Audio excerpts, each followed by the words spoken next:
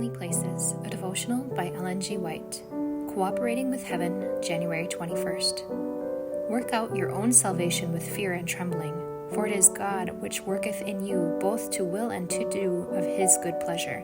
Philippians 2 verses 12 and 13. Man, in the work of saving of the soul, is wholly dependent upon God.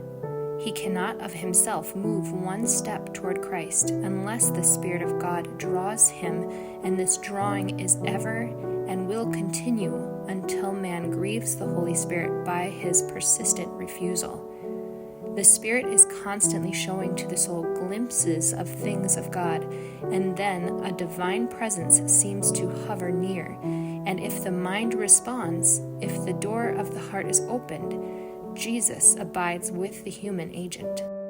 The Spirit of God does not propose to do our part, either in the willing or the doing. As soon as we incline our will to harmonize with God's will, the grace of Christ stands ready to cooperate with the human agent. But it will not be the substitute to do our work independent of our resolving and decidedly acting.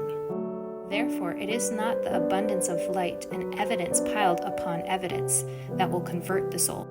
It is only the human agent accepting the light, arousing the energies of the will, realizing and acknowledging that which he knows is righteous and truth, and thus cooperating with the heavenly ministrations appointed of God in the saving of the soul. If the sinner or the backslider settles himself in disobedience and sin, the light may flash from heaven all about him, without breaking the bewitching power of falsehood and the spell of the world's deception. Obey not the voice of the deceiver, which is in harmony with the unsanctified will, but obey the impulse that God has given. Everything is at stake. Will the human agent cooperate with the divine to will and to do?